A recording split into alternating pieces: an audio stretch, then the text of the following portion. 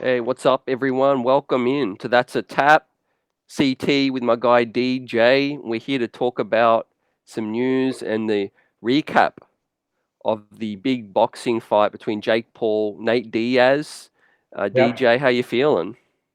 Yeah, feeling good, man. Like good to catch up after a minute, and talk about all these fights. A lot of announcements as well. So yeah, Mm, man, looking forward to it. Looking forward to the next 30 minutes or so. yep, absolutely, man. Always good conversation. But yeah, we will hit on the news today of an announcement of the main event in Sydney, the UFC 293. Sean Strickland is stepping right up to take the challenge to fight Azrael Adesanya. But Yeah, before we do that, we will dive into the big fight on the weekend, right? Jake Paul undefeated against MMA fighters. yeah. How did you see it, man? Did you catch it? I did. Like it was an interesting fight. Like I mean, as soon as it started, the first round, I thought, oh man, Diaz is in trouble. He's gonna get, he's gonna get put out, knocked down or knocked out, and then he sort of held his own. To be honest, I'll be honest, I didn't have too much expectations in terms of a Diaz win going Mm, into the whole matchup. Like obviously, Jake Paul, take out all the YouTube gimmick. He's a good boxer. He's trained, he's athletic, and he was going against obviously. You can argue very well that Nate Diaz is past his prime. yeah, Yeah, so man, like Nate Diaz had his moments, man. I don't think his stock actually fell. I know he had a knockdown in that fifth round, but he got knocked down really bad. It was like an ugly knockdown. Like he kind of stumbled and then fell back, like almost face planted. But still had his moments, man. He almost had like a single leg lock. Jake Paul, he had him like choked out, almost choked out and stuff. So it was quite entertaining. Diaz did what Diaz does, He kept walking forward, and you could see. I mean, hey, we need to talk about like the times when I actually felt like he had Jake Paul in trouble. Yeah, there was some yeah, flurry of punches. See, Diaz doesn't have that knockout ability, especially at this stage of his career. But we did see like he had him rock. Jake Paul was visibly exhausted, and like especially towards those end later rounds, 9 and 10, like we saw sort of Nate Diaz still maintaining that momentum and that aggression, sort of. I mean, man, like I said, like I honestly thought there was no stock lost for Nate Diaz, but I also think, obviously, like yeah, the right person won. Like if they had a knockdown in there, yeah, I felt like Jake Paul outboxed him. I was pleasantly surprised by how Diaz performed, though. Like I expected it to be a lot more devastating. I mean, being an MMA fan, being a big Diaz fan, I was very reluctant to watch it, to see sort of his legacy get tarnished. But I think I can say that he didn't. Like he gave a good account of himself. yeah. Well, there was a lot of talk coming in that he was, among the MMA community, Diaz's boxing skills were underrated. Some people Mhm. felt like, he's not known for it, as you mentioned. He's known for his, grappling and also cardio, his ability to take hits and continue to come forward. But yeah, his boxing skills, yeah, on the record now, it goes as an L, but I don't Yeah, think it's really hurt his legacy at all, like you said. Um, yeah, if anything, man, I don't know how you're feeling about Jake. Sort of his, we both on record as to say we got respect for him, but yeah.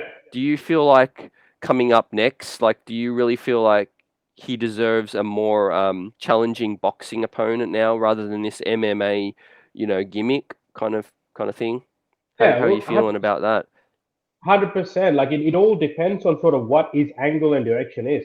If he is trying to build a boxing career, if he wants to be considered a great boxer, a formidable boxer, he needs to start boxing people, right? You can argue that when he fought Tommy Fury, he obviously lost, right? And that Yeah. was the first proper test in terms of a boxer. And there is Yep. also an argument that Tommy Fury is not like not a a devastating dominant boxer, right? Like he's also in his early career. Sorry. But having said that, what is the intention behind all these fights? If it is money making, why take the risk? Jake Paul is still making a lot of money doing these fights. People are still watching, Yeah. right? I mean, if we watch this fight, right? If he were to fight Tyron Woodley again, I can guarantee you there's going to be a lot of people who'd still watch it. right? It's a low Yeah. risk, high reward kind of system. Right? It really comes down to what Jake Paul's trying to achieve, and he's very, very smart. One thing you cannot take away from the guy is that he's very smart. He's extremely good at what he does. He's extremely good at getting the imagination of the general public. He plays heel when he has to. Sort of, that the hatred drives more viewership.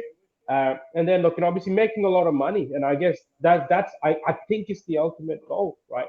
So if that is working, and if he's gonna, I don't know, rematch Ben Askren, I don't know, like, you know, if he's gonna make money, it makes sense for him, like less damage, less risk, more reward. But yeah, like we'll just have to wait and see what direction he wants to proceed in. Because I mean, if he wanted to sort of further that argument for a boxing career, I would have expected him to sort of maybe rematch Tommy Fury immediately straight off the bat, saying, "Hey, you know what? That's not okay. I'm just going to get that back, get that win, and then move ahead." I think it seems like he stepped into that boxing realm, and then he just stepped back again into the world of MMA or fighting MMA fighters in the boxing ring. But fair play to Jake Paul. He did call out Diaz to say, "Look, in the rematch, I'll give you a shit ton of money. Let's fight in the octagon under the PFL banner, right? And then it'll be MMA," which I think plays very well into Nate Diaz's. If he does do that, a lot of respect for him, man. Like, I mean, again, I know he's trained MMA, so he can still hold his own, but you're going against, like, inside the octagon or inside a MMA cage, Nate Diaz is a whole different animal as opposed to a boxer. He's 10 times more scary and more lethal in terms of the wide variety of skill sets that he can use to, neutralize the opponent.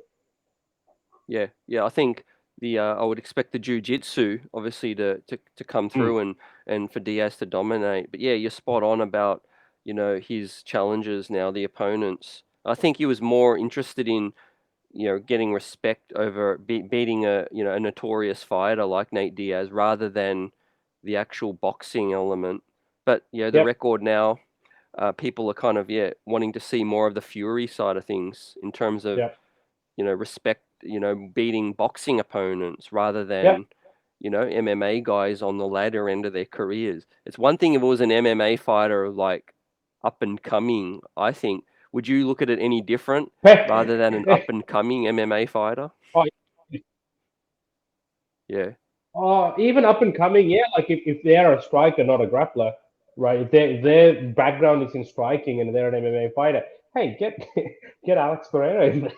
He's, he's a kickboxer. Kickboxer. He's fought 185. Let's get that party going. You know what I mean?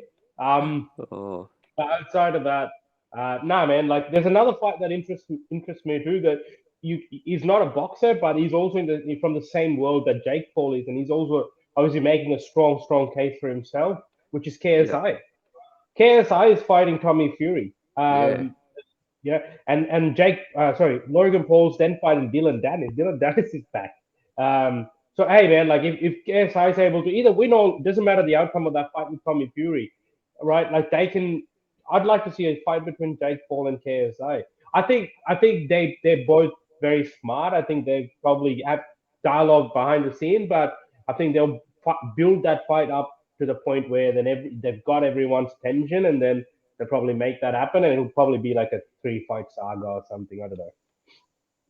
Yeah. Yeah, I agree with you on that one. Um, in sort of just tying up and recapping this one, what do you think's next for Jake Paul, and what do you think's next for Nate Diaz? Well, Nate Diaz has been quite vocal about wanting to go back to the UFC.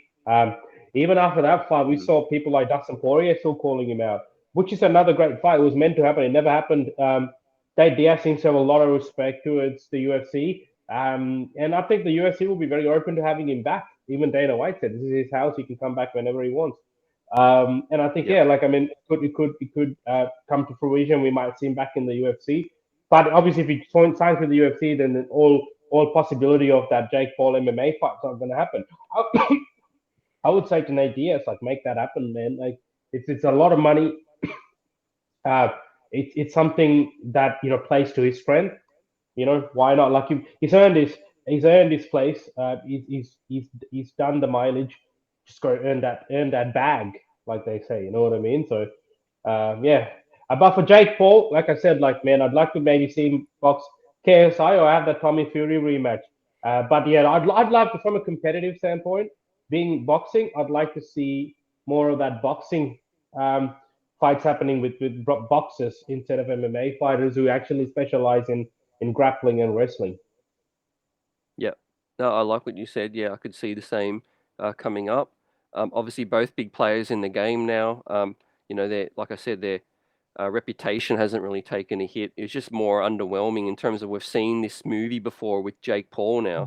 We've seen him defeat Spider. We've seen him Yeah, defeat Woodley, and we've seen him defeat now Nate Diaz. Right? I don't really want to see it a fourth yeah. time in terms of it's just another name. But I love Good I get because into the Tommy Fury thing. yeah, Yeah, yeah, the Tommy Fury one is quite good. Yeah, yeah. But yeah, look, I mean, look, even Anderson Silva was a striker, but he was well past his prime by the time they fought. So, yeah. yeah, well past it. Um, and just sort of quickly ranking, who do you think gave him out of all the MMA guys? Who do you think gave him the biggest challenge? I mean, he's knocked down every single person he's fought, so kudos to him. But I would say Yeah, out of, I know Tyron Woodley got knocked out quite bad in the second one, but in that first fight, like Tyron Woodley, like almost like I don't know, I felt like he won towards the end of that fight. I felt like he did enough to win that fight because yeah, I don't think a lot of people were expecting him to knock Jake Paul out. Like they found it underwhelming, but you take all that emotions out and just look at the fight, it looks like Tyron Woodley.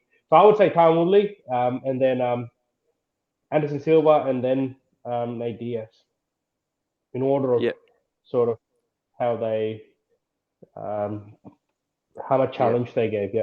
yeah. How much they challenged him? Yeah, I agree. I could see. Yeah, I think coming up, yeah, we'll love to see the KSI fight or a Fury rematch. Completely Yep. agree. Um, Now, yeah, shifting our focus onto the UFC, just MMA. We had a big announcement. Yeah, finally we got clarity on the main event in Sydney with Yep. Israel Adesanya. Looks like they took care of Strickland. I think to take this fight, obviously it's a title fight, which is good. Yeah. Good for Strickland. We know we didn't get the matchup we wanted with Dricus and with Mm, Whitaker before that. How are you yeah. feeling now that this has been confirmed? What are your thoughts? Yeah, man. Like, I mean, from a fan point of view, from someone from Australia, someone, on behalf of the Australian fans as well. Like, Mm. uh, it's very good to see that a main event has been locked in. That's Yep. one of the big things to take away from it, obviously, because it was up in the air. Will he fight? Because without that main event, without Israel Adesanya or a championship fight, it did seem a bit underwhelming, the card. And now that we've added that up, they now starting to shape up like a really good pay per view. I don't know if the core main has been officially announced. Um, Having said that, man, like let's go back to the UFC 290 preview. Right, we were talking about Whitaker, Duplessis, and potential opponent for Israel Adesanya in Sydney, and we predicted, nah, look, there is a high possibility it'll be Sean Strickland because the likelihood of these two, whoever the winner is, being ready for September is going to be very low, and that's what sort of panned out. Um, Glad the UFC was able to work things out with Strickland. I know it's no easy feat to come over here and fight. We were talking behind the scenes in terms of some of the legalities as well as the visa issues. So yeah, man, like making that happen is amazing. Getting a fight, I actually like the fight. I would like to think that for Strickland, it's not a short notice fight. Like I mean, he seems like was preparing for Israel Adesanya, kind of in line with his fighting style. Israel Adesanya is really good, man. Like he can fight any style. So like I think he called Strickland out if I'm not mistaken. So yeah, it's going to be a cracker fight. What I'm excited for is the lead up to the fight, where in that press conference, seeing them, you know, go at each other. That would be exciting. That would be entertaining. Yep. No, there will be a lot of verbal insults. That's going to be a highlight. It's going I to be think exciting. it's the way I'm feeling, man. It's like the best that they made the best, I guess, of what they could right now. With no Good, yeah. Dricus, no Pereira, no Whitaker. I mean, yeah, it's Strickland now. Still going to be a solid Yeah. card. Not going to be as good as we hoped. I feel with Whittaker obviously Yeah. losing, Dricus falling out, but Bam Bam being in the co-main, it looks like. Um, news now that Yeah, Jack Della Maddalena. Sorry? yeah. Yeah, I'm trying to load up the card. You see, you're right. You're right because they've placed that fight, the second fight, Tuivasa versus Volkov. Yeah, that must be Yeah. the co-main then. Hmm. Yep. Yeah, look pretty solid. Obviously, anytime you got Israel Adesanya and Strickland as a Yeah. main event with it for a title, um, Yeah. we know the stack cards coming up with Madison Square Garden and Abu Dhabi. Um, Yep. but what are your thoughts towards this talk now that seriously Jack Della Maddalena might not be able to get on this card? There's some Yeah. underlying issues, some hurdles with Yeah. possible American or international fighters paying a higher tax on their payments to fight in Australia due to the government setting those levels. Yeah, man, that's news to me. And it's kind of like disappointing to see because these guys are coming over obviously to entertain us, and they bring a lot of business, Mm, like names like Strickland when they come and fight. I mean, look, and then also on a separate point, having someone as talented as Jack Della Maddalena ready to fight, yeah, calling out for opponents, wanting to fight in home soil, and not being able to make it, that's just quite disappointing. If that doesn't come into fruition, I'm still going to have my fingers and toes crossed that they will sort of find someone. I think there's a lot of potential to get some big names down for that Jack Della Maddalena fight. We got Holland, yeah, lurking around. Joaquin Buckley was calling him out last time. Like now, we have more time to make that happen. Even there was suggestions thrown out online about Stephen Wonderboy Thompson uh, having done a weight cut and sort of being in fight camp already. Why not extend that a little bit and get that? I mean, that's a big stake fight for Jack Della Maddalena. Obviously, from Wonderboy's point of view, it's a high risk, low reward. Obviously, if he were to lose, then kind of impacts his plans a lot. I get that, but even a Joaquin Buckley or a Kevin Holland fight will be exciting, man. yeah, Like, I mean, I'm sure Holland will be willing to, take up the challenge. He's known as someone who, takes up, all these challenges and just, excels in them. And him and JDM, that's a crazy fight, to be honest. yeah. I agree. But the good thing is probably not going to wait too long to see Jack in action. He'll be probably taking a fight in Vegas. He Yeah, wants to get back into it. We know, yeah, the crazy scenario where he had to cut weight twice and yeah, fight what looks to be a dude who's going to be pretty nasty in that division. Um, yeah, he is, whoever, man. yeah, whoever he gets, I think he's going to get a ranked guy eventually. Yeah, Um, but yeah, I guess it just sort of continues the hype. Like until he takes that loss, yeah. the hype we believe in it. But some people are hesitant given the outcome of the last fight. To them, what would you say? Man, wait and watch. Keep watching. You'll see who he is. But like, I mean, we spoke in length about sort of what happened in that fight and sort of the challenges and hurdles Jack had to go through. So, man, Yeah, I don't think we said in that episode too. The next time he's in the octagon, he'll put his stamp on it, and then people will go back to. Because, like, I mean, sometimes the MMA fan base or the community is very fickle. The very yeah, recency bias, something small goes on, and they just seem to forget. yeah, Same thing with Corey Sandagen's fight last weekend, and everyone's on about all these different complaints. Like you got to look at the bigger picture. You got to see the things that these guys have done and sort of the challenges they face when they come yeah. into the octagon. I think until he knocks off a ranked guy, then more people will jump on the train. Yeah, Remember, I'm not that I'm comparing him to these two guys, but there was some hyped fighters that haven't lived up to that hype yet. Edmund Shabazian was one of them. I think we've yeah, spoken about, and yeah. Paddy Pimblett might end up being another one where it's like, yeah, okay, I understand why some people are, a little hesitant buying into that hype. Yeah, but I'll put Jack in the same league as like the Ian Garys and the Mm, Shavkats and yep, Kamsats, those kind of fighters. So because his performances have done that, has validated that claim. Um, yeah, man. Like let's see. Like I just can't wait to see him back in the octagon again, and can't wait to see him do his thing. Yeah, I'm a big fan. yep. I'm a massive fan. Yeah. Yeah, nice. Well, yeah, I want to get your thoughts on two other scenarios to watch: Colby Covington and a Leon Edwards fight. Um, that's something I'm really looking forward to. How much are you looking forward to seeing that one?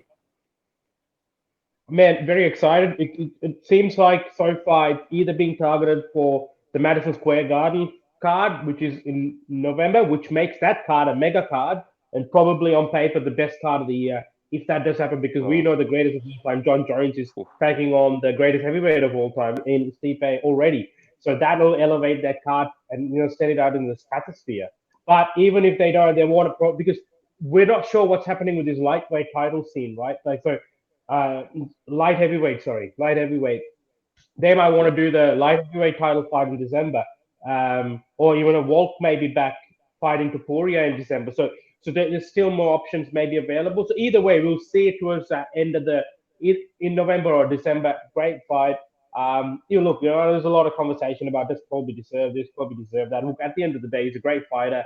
He's entertaining. Right? He's again validated himself to be one of the best fighters in that division, right? Like I mean, even with what he was able to do to Kamaru Usman, that second fight was really really close, right? So yeah, look, let's see what he can do with Leon Edwards. Seems like it's definitely happening because Leon Edwards has confirmed that he is in fight camp. Um, so man, Yep. it'll be great. Very excited for that fight, to be honest. Like I mean, can argue what's his name. Bilal Muhammad obviously has done enough to stake a claim, but I'm pretty sure he'll get that next shot at the Yep. title. Yeah, no, I agree with you. Yeah, we wait to see if that's the MSG card, and it'll be crazy. Cannot wait. Like I said before, the rest of the year has got some bangers. Um, Man, we stop. also heard, yeah, today Dana White speak on Conor McGregor and Michael Chandler, saying that Yeah, Conor just likes to, f with some people, mess with some people and his opponents, but that then the Chandler thing is still the next guy he's going to fight. yeah. Um, yeah, what are your thoughts on that? Man, I mean, look, I think it's interesting. It feels like the excitement for that fight has dropped off. Now, in hindsight, I'm trying Mm. to think if it was a bad move on the UFC's behalf to get that tough season going with Chandler and Conor McGregor, right? Well, whenever it's not Yep. like he's actively fighting and they're making a tough season for people to get excited, right? It's just more he hasn't fought in a while. He had a break, a bad injury the last time he was in the octagon. People were more excited to see him come back. So when the announcement was made about Chandler and McGregor, people were so excited in terms of them two fighting, not really the tough scenario. And then sort of that has Yeah. been going on and on now. And I feel like people have sort of dialed out. Like, when is McGregor fighting? I think McGregor tweeted out saying, look, he's fine to fight anyone the UFC points at them. He sort of indicated that, the UFC may not be interested in Chandler anymore, but it's good to see that Dana coming out and saying, look, Chandler is still the direction we want to go in. It's also interesting that Gaethje obviously has also sort of since on the night of that fight saying that he doesn't want to fight McGregor to now seems like he's changed his idea about that. He tweeted out saying we'll sign the contract. McGregor seems quite keen to get that BMF belt too. So it's like a quite. But the thing is, right? McGregor will always have someone to fight, right? I think Yep. his desire for competition is still there, right? I just think he's just scaled the highest of peaks already. Right? There is when you've gone that far up, right, and you just literally can't find anything else that will live up to that, right? I mean, if you look at the rise of Conor McGregor and to that point where he won his second belt, you can even argue for me like the greatness sort of comes to the peak there. But you can even argue past that, even that Floyd Mayweather fight. It was unprecedented at the time for a top level MMA fighter to go and fight a top level boxer, right? So he's done all these things, and to say, hey, come, you're gonna have just a normal bout with I don't know, like a top five ranked lightweight. Like is that desire still there to go get that title again? I guess that's another thing. Is there? I mean, or is it the desire to win a third title in a different division? Could that Mm. excite him? Like it just comes down because when you have everything you need, right? We see this when we talk about Jake Paul about what it's everything's about money and money fights. He's earned so much, man. Like people say, like he does tarnish his legacy, which I do agree. But like, what is how much does that sort of impact everything? We see people who retire as legends and in the Hall of Famers and all that, but they're still fighting because of that financial factor, right? Yeah. So I think he's sort of done well for himself. It just comes down to the why. Why does he want to fight again? I think that drive for competition is still there, and he's spoken about that very openly. It just comes down to like, well, okay, well, does that align with what his goal is? Is it a BMF goal? Is it coming to the top again? So yeah, Yeah, there's still so many scenarios, and I feel like, we've missed obviously some good years of Connor, but he did hint online recently, DJ, that, the leg, he mentioned in a reply to someone who was critical of him, broken leg, like coming back from yeah, that. Like maybe we're underplayed that. Maybe there's more things, we're not across. Maybe there is some, hunger or motivation things. But yeah, I agree with your point about tough. Um, but going back to the options available, man, he could go up to welterweight. He could fight. I think he still wants to fight Alex Volkanovski, possibly if yeah, Volk was to ever move up to lightweight. Yeah, yeah, there's still so many options for Connor, and I just feel like either the injury or other, shenanigans have just got in the way. It feels like forever ago that I was there in Vegas watching him against Cowboy, and I think we've only seen him like fight yeah. twice since then, man, at the start of 2020. Yeah, absolutely. I mean, we did lose a lot of good years from Mm, Conor McGregor. But look, again, it comes down to sort of like his attention also is diverted to so many different things. His business yeah, that he's built, Proper 12 at the time, he was the owner. So in building that brand, and all of that, which is smart. In hindsight, it's very smart, right? It's all income, but you don't put yourself at risk to get this income. So as a for a fighter, that's the perfect blueprint, right? Even when you fight, you get the most amount of money, but then you get a large amount of income coming outside of fighting as well. Where you're not reliant on fighting. I mean, think practically. If you had a choice to not sort of fight and still earn a lot of money, obviously everyone's going to take yeah, that. And you're spot on. Like Conor McGregor will never. One thing that'll never happen is that not having an opponent. Right? There's always an opponent, right? I'm still excited for Chandler versus McGregor. We just need a date, right? It's just the unknown. Like people are sort of yeah, dropping off because we don't know what's happening. What is going on, right? There's a USADA thing that's going on. There's an opponent thing up in the air. Like having a definitive answer would help. Saying, okay, well, it is happening in December. It is happening in January. It's happening in March. Having that, then okay, cool. It's locked in. Now we know the fight will happen. So we'll wait and yeah, see when the fight happens. yeah. And I think something I want to mention, and this could be a bold prediction I'm going to give to you, man. We might Yeah, only see Connor fight one more time in the UFC, and it could be yeah, against Nate Diaz, the trilogy. yeah, man. Like I mean, I actually want to argue with that, to be honest. Like Yeah, in terms of the opponent, like yeah, interesting because he's called Nate Diaz out. That's like a fan friendly fight. That yeah, happened. They're 1-1, and yeah, it makes sense. Um, but outside of that, like yeah, I'm more strongly in agreement with you. Sort of the possibility of it being only one more fight. You never know. yeah. It was His just a family's growing, everything. Yeah. I won't say it's going to happen, but it's just a bold prediction. I feel Yeah, like maybe injuries, concerns, or maybe other interests he's got that he wants to pursue. But I feel like yeah, whatever he does, if he does one more fight in the UFC, he'll want to go out with a bang. And yeah. there's nothing more marketable than a Diaz comes back for one fight, Conor Yeah, McGregor trilogy. Could you imagine the numbers that would do as a main event? man, Conor McGregor can shadow box and it'll still bring more numbers than some of the other pay-per-views. So, Yeah. so Hey, I want to yeah, hear from you. Yeah, you guys let us know in the comment section. What do you think, what the future holds for Conor McGregor still? yeah, What do you think is at the root of this? But yeah, I agree with you. We just need a date, man. I think Michael Chandler, I feel for the guy too, because he seems like he's in a holding pattern where he's healthy. exactly. He legitimately could be active, and I would sign Would up to be see a good Gaethje, a fight with him and Gaethje again. rematch, yeah. Or even him and Darius, they haven't fought yet, right? Like me, I know Yeah, Darius is coming off a loss, Chandler's coming off a loss. Why, we can try and get that going. So many things like yeah, it's not ideal for Chandler either. And like I feel for the guy, he's obviously, if he doesn't get this fight, it'll be the worst thing to ever happen to somebody, being teased, and have that carrot dangled and they're so close yet so far, I mean, think of this, right? Fighting is fighting, but say you fight this individual, you stand to make 10 times more money than what you would do fighting anyone else. Right? Obviously, that's a big thing. Like, if you're on 100K, that's a mil. You know what I mean? I'm just saying that's just random numbers.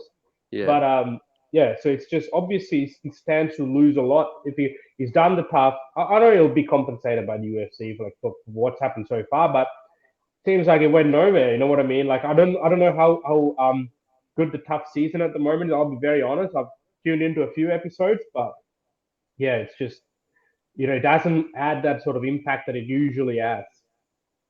Wow. Yeah. Yeah. Look, I can't disagree with you, man. It's like, I agree. Yeah, there's been hype about it. But yeah, I don't think it's quite lived up to the hope that it was to set up this big blockbuster. And I think in part due to we don't have a date. Like you said, everything in Yeah. life just needs to be definitive. And it's like we Yeah. look forward to this date. Maybe we get a nice Christmas treat and we get surprised, and it is a December. To my knowledge, what's the December looking like? Like, is there any? There's nothing locked in, right? Thing. No, like, my prediction for that's going to be either the light heavyweight title between Pereira the um Yuri for the vacant title, Yep. or Volkanovski fighting Topuria. I feel like those are the two that I'll throw up in the air. I just don't think the McGregor fight's going to happen in December. I don't think so. Like, Mm. if he hasn't got into the USADA pool yet, like, I don't think it's going to be viable. Again, we never know, man. Like, funnier things have happened, but my top two predictions for the December card are the light heavyweight title and the Volkanovski fight versus Topuria. It might even be both those fights in the same pay per view, which would be great because we know the December pay per view is also a very heavily loaded pay per view. So yeah, Yep. Agree. Um, just in tying this up, I want to mention one other thing that's happened recently is the Australian boxing champion Tim Tszyu yeah, has been officially WBO champ after yeah, what yeah. Charlo was stripped, right? Yeah, because Charlo is going up a weight class. He's leaving his weight class to go Yep. fight someone else, and he's obviously had a significant amount of time since he last fought and defended that belt. So the commissions decided to make that belt vacant and then give it to the next contender, which is Tim Tszyu, which lines up a fight with Charlo upon his return, which I feel is what's going to happen. But boxing's very unpredictable, man. Like, we got, Crawford's calling out Charlo. And, Ooh. to be honest, I'd love to watch that fight. You know what I mean? Uh, Yeah. so it does put Tim Tszyu in a bit of a tight spot, but he does have that belt, which is great. Because once you have the belt, the next top contender, they do tend to try and make that fight, right? So yeah, I'm keen to see maybe even a potential Canelo fight somewhere down the line for Team Two. So yeah, Yeah, no, great for the local scene for us, and the yeah, boxing, Aussie boxing is on the way up. Yeah, yeah. been a great episode. Anything else you wanted to hit on? Nothing, man. It was good. It was good to sit back and talk all this stuff. But yeah, look, oh, look, really quickly, do want to say it was a decent card last weekend for the UFC. Obviously, there was a lot of um, not so positive reactions to the main event, but we later find Mm. out Sandagon obviously did have an injury, a torn tricep. Sort of was very dominant in that wrestling department. Um, Someone point out with Tatiana Suarez had a finish against Jessica Andrade, sort of putting her into that title contention. She's undefeated, so that's a good thing to look forward to. But yeah, man, like I think we got Luke Dos Anjos this weekend, and then we're going to the pay per view next weekend, right? Like Sean O'Malley, Aljamain. I'm looking forward to that. Yeah, Yep, yeah, we will be breaking it all down, giving our previews as well on That's a yeah. Tap. Make sure you give us a like and subscribe. Let us know if you want to talk about any specific topic and hit on um, as we continue. We love chopping it up with you all. And for this episode, this one's a wrap. Thank you. Peace. Peace.